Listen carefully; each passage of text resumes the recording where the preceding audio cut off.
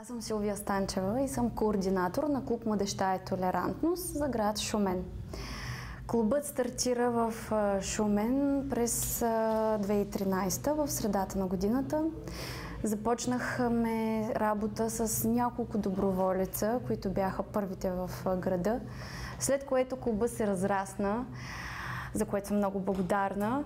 Събрахме се хора от различни етноси, различни възрасти, хора с образование и хора с по-ниска степен и квалификация на образование, но хора, които бяха решени да дават от времето си, да дават от енергията си, с цел обществото ни да бъде по-добро, да има повече разбирателство и мир сред хората, да има повече толерантност сред младите. Моя главна цел беше да се промени нагласата и мнението на българската общност спрямо ромите.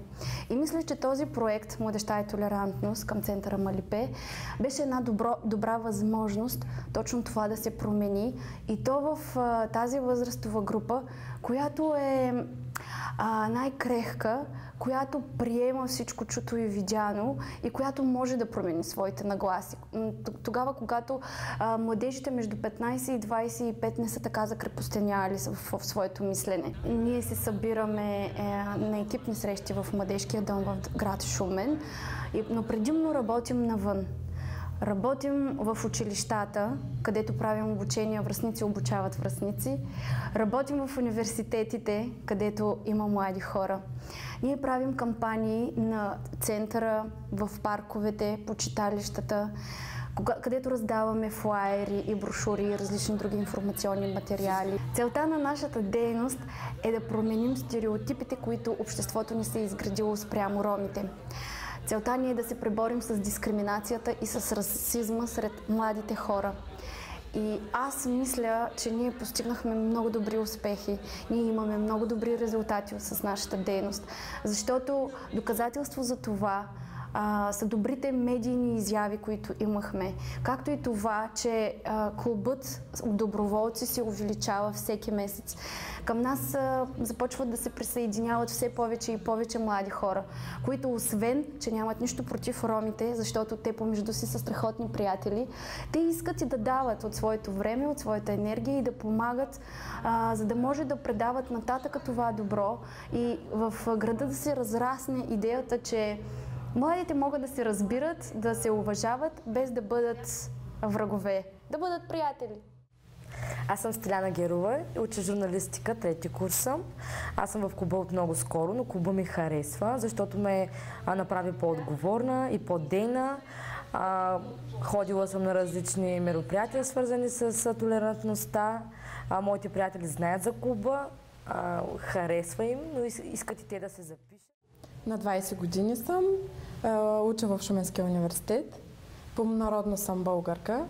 За клуба научих на една презентация през 2013 година, октомври месец.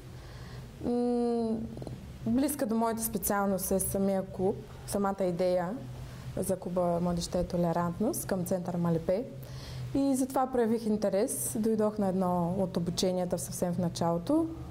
Запознах се с много хора, много гостоприемни, искрено приятелски настроени. И бях се сблъскала толкова близко с етноса. Научих много повече за тях, за тяхната култура, разбрах много неща, за това, че някой път българите си изграждаме стереотипи и рамки за тези различни, така да нарека, хора. И като ги разделяме по цвят на кожата, те не са нищо по-различно от нас. Има много образовани, много истински приятели може да намериш. Казвам се Николай Русев, работя в регионалния инспекторат по образованието в Шумен. Контактите ми с Центъра за междуетнически диалог и толерантност са вече повече от 10 годишни. Горе-долу тогава познавам и Силвия. Защитавам отдавна лично аз като историк идеята, че така наречения наш преход е време, което е добро, за да си преконструираме обществото и че училището е подходящо място това да се случи. И второто нещо, което доста българи трудно разбират, е, че България е това, което имаме днес и сега. Аз съм за тази идея за доброволчество, за активно участие на младежите в доброволчески дейности, която не е твърде развита в нашето общество в момента. От една страна, защото тя означава учене чрез правене, една много полезна идея в образованието. От друга страна, защото ражда съпричастност. Когато се сблъскаш с нещата на терен, в действителния вид, това напълно превишава всякаква друга възможност да се запознаеш с тях. И затова подкрепям. Има и още нови, стига толкова. Елате и ще видите тима. Ние не сме просто екип, ние сме семейство. Ние сме едно, винаги заедно.